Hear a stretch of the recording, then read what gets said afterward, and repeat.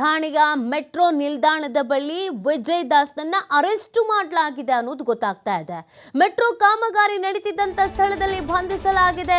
3 ಪೊಲೀಸರ ತಂಡದಿಂದ ಕಾರ್ಯಾಚರಣೆಯನ್ನು ನಡೆಸಲಾಗಿತ್ತು.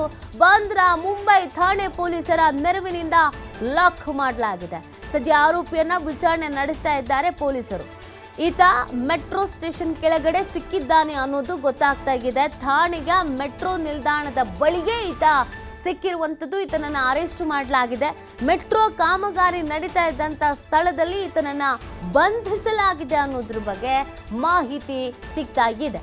3 ಪೊಲೀಸರ ತಂಡದಿಂದ ನಿರಂತರವಾದಂಥ ಕಾರ್ಯಾಚರಣೆಯನ್ನ ನಡೆಸಲಾಗ್ತಾ ಇತ್ತು. ಇದಕ್ಕೆ ಅಂತ ಪ್ರತ್ಯೇಕವಾದಂಥ ತಂಡ ರಚನೆಯನ್ನ ಕೂಡ ಮಾಡಿಕೊಳ್ಳಲಾಗಿತ್ತು. ಯಾರೇ ಅನುಮಾನಾಸ್ಪದ ವ್ಯಕ್ತಿ ಬಂದ್ರು ಅಥವಾ ಯಾವುದೇ ಕ್ರಿಮಿನಲ್ ಹಿಸ್ಟರಿ ಇರುವಂಥ ವ್ಯಕ್ತಿಗಳಿದ್ರು ಅವರೆಲ್ಲರ ಬ್ಯಾಕ್ಗ್ರೌಂಡ್ ಅನ್ನ ಚೆಕ್ ಮಾಡಲಾಗಿತ್ತು, ಟ್ರೇಸ್ ಮಾಡಲಾಗಿತ್ತು.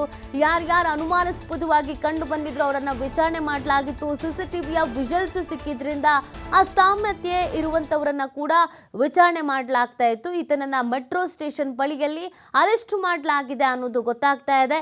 ಬಾಂದ್ರಾ ಮುಂಬೈ ಠಾಣೆ ಪೊಲೀಸರ ನೆರವಿನಿಂದ ಈತನನ್ನ ಫೈನಲಿ ಲಾಕ್ ಮಾಡಲಾಗಿದೆ. ಸದ್ಯ ಆರೋಪಿಯನ್ನ ವಿಚಾರಣೆ ನಡೆಸ್ತಾ ಇದ್ದಾರೆ ಪೊಲೀಸರು.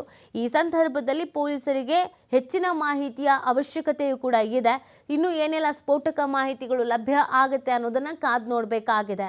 ಬೇರೆ ಇನ್ಯಾರಿಗಾದ್ರೂ ಇದೇ ತರ ಟಾರ್ಗೆಟ್ ಮಾಡಲಾಗಿತ್ತಾ, ಬೇರೆ ಯಾರಾದ್ರೂ ಈತನ ಲಿಸ್ಟ್ನಲ್ಲಿ ಇದ್ರ, ಈತನ ಜೊತೆಗೆ ಒಂದು ದೊಡ್ಡ ಗುಂಪೆ ಇದೀಗ, ಒಂದು ಟೀಮ್ನಲ್ಲಿ ಈತ ಕಾರ್ಯನಿರ್ವಹಿಸ್ತಾ ಇದ್ದ, ಯಾರಾದರ ಮಾರ್ಗದರ್ಶನದ ಮೇರೆಗೆ ಈ ಥರದ ಕೃತ್ಯಗಳಲ್ಲಿ ಈತ ಭಾಗಿಯಾಗಿದ್ನ, ದ್ವೇಷಕ್ಕೇನಾದ್ರೂ ಇತ್ತ ಅಥವಾ ನಿಜವಾಗ್ಲೂ ದರೋಡೆಗೆ ಅಂತಾನೆ ಬಂದಿದ್ನ, ಏನು ಎತ್ತ ಎಲ್ಲವನ್ನು ಕೂಡ ಪೊಲೀಸರು ತನಿಖೆ ನಡೆಸ್ತಾ ಇದ್ದಾರೆ. ಪ್ರಾಥಮಿಕವಾಗಿ ಗೊತ್ತಾಗಿರೋದು ಈತ ನಾನಾ ಹೆಸರುಗಳಿಂದ ಕರೆಸ್ಕೊಳ್ತಾ ಇದ್ದ, ಒಂದು ಕ್ರಿಮಿನಲ್ ಬ್ಯಾಕ್ಗ್ರೌಂಡ್ ಇದೆ ಅನ್ನೋದಂತೂ ಗೊತ್ತಾಗ್ತಾ ಇದೆ.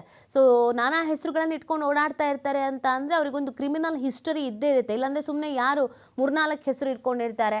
ಸೊ ಇವನಿಗೊಂದು ಬ್ಯಾಕ್ಗ್ರೌಂಡ್ ಇದೆ ಅನ್ನೋದು ಗೊತ್ತಾಗ್ತಾ ಇದೆ. ಇವನು ದೊಡ್ಡ ದರೋಡೆಕೋರನೋ ಕೊಲೆಗಾರನೋ ಏನು ಎತ್ತ, ಇದು ಬಹಳ ಇಂಪಾರ್ಟೆಂಟ್ ಆಗಿರುವಂಥದ್ದು. ಇದೀಗ ತನಿಖೆಯನ್ನ ನಡೆಸಲಾಗ್ತಾ ಇದೆ. ಪೊಲೀಸರು ಇದೀಗ ಅಲರ್ಟ್ ಆಗಿದ್ದಾರೆ. ಇಂಚಿಂಚು ಮಾಹಿತಿಯನ್ನು ಕೂಡ ಕಲೆ ಹಾಕ್ತಾ ಇದ್ದಾರೆ. ಈ ತನಿಖೆಯ ಸಂದರ್ಭದಲ್ಲಿ ಭಯಾನಕ ಸ್ಫೋಟಕ ವಿಚಾರಗಳಿಗೇನಾದರೂ ಲಭ್ಯ ಆಗುತ್ತಾ ಅನ್ನೋದನ್ನು ಕಾದು ನೋಡಬೇಕಿದೆ.